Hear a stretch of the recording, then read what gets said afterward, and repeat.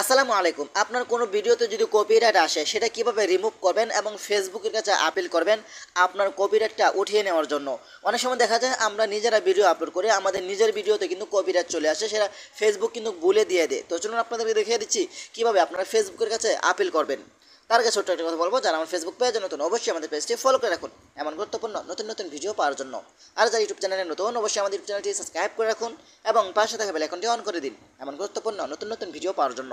তো এই কাজটি করার জন্য ফার্স্ট অফ অল আপনি চলে আসবেন আপনার ফেসবুক আইডি অথবা ফেসবুক পেজ, ঠিক আছে। এখানে আসার পরে যাদের পেজে কপিরাইট আসে তারা কিন্তু বুঝতে পারে দেখেন আমার এখানে কপিরাইট আসছে, ফেসবুক আমার ভিডিওটা রিমুভ করে দিছে। ওকে, তারপর আপনার এখান থেকে রিমুভ অপশন উপরে ক্লিক করবেন। এখানে ক্লিক করার পর কিন্তু ফেসবুক আপনাকে বলবে দেখেন এখানে that story my content something that is not allowed for copyright ration, ঠিক আছে। এটা ফেসবুক বলছে আপনার ভিডিওতে কপিরাইট আছে। ওকে, তো এটা কিন্তু আমার নিজের ভিডিও। ওকে, তারপর আপনি এখান থেকে সেভ অপশনে এখানে আপনি ক্লিক করবেন।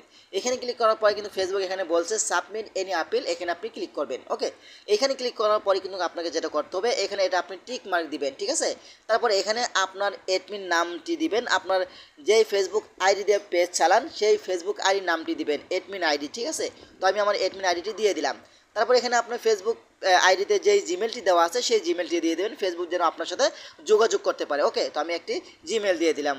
তারপর এখান থেকে ঘরের মধ্যে আপনি টিক মার্ক দিবেন। তারপর এখানে ফেসবুক বলছে আপনার যে ভিডিওতে কপিরাইট এসেছে আপনি চাইলে সেই ভিডিওটা এখানে আপলোড করতে পারেন, আপনি না চাইলে নাও আপলোড করতে পারেন।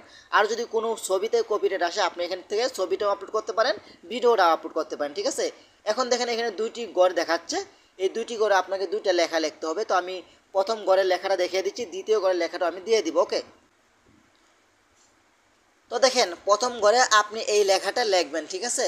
এই লেখাটা প্রথম ঘরে লিখবেন, তারপর 2 নম্বর ঘরে আরেকটি লেখা লিখতে হবে। তো দেখেন 2 নম্বর ঘরে এই লেখাটি লিখতে হবে, সেটা আমার স্ক্রিনে 1 2 দিয়ে আমি দিয়ে দিব। আপনারা চাইলে আমার এটা এই স্ক্রিনশট দিয়ে এটা কপি করতে পারেন, ঠিক আছে। তারপর এইখান থেকে আপনারা এটা টিক মার্ক দিবেন, দেওয়ার পরে এইখান থেকে আপনার সিগনেচার দিবেন, সেটা হোক আপনার ফেসবুকে যেই নামটি রয়েছে সেই নামটি আপনি দিবেন, ঠিক আছে। আপনার অ্যাডমিন আইডিতে যেই নামটি রয়েছে, তো আমার অ্যাডমিন আইডিতে যেই নামটি রয়েছে আমি সেই নামটি দিয়ে দিচ্ছি। হ্যাঁ, তারপর এখান থেকে আপনি সেন্ড বাটনে ক্লিক করে দিবেন। ওকে, তো আমি এখান থেকে সেন্ড বাটনে ক্লিক করে দিলাম। সেন্ড বাটনে ক্লিক করে দেওয়ার পরে কিন্তু ফেসবুকের কাছে এখানে দেখেন ফেসবুকে আপনার জিমেলে একটি মেসেজ পাঠাবে। তো আমি যেহেতু একবারে আপিল করছি তা আমি দ্বিতীয়বার আপিল করব না, ঠিক আছে। তো দেখেন এই যে আপনি যে জিমেলটি দিয়েছেন সেই জিমেলে একটি কোড যাবে, এই কোডটা এখানে বসিয়ে দেওয়ার পরে এখান থেকে আপনি কনফার্ম অপশনেতে ক্লিক করবেন।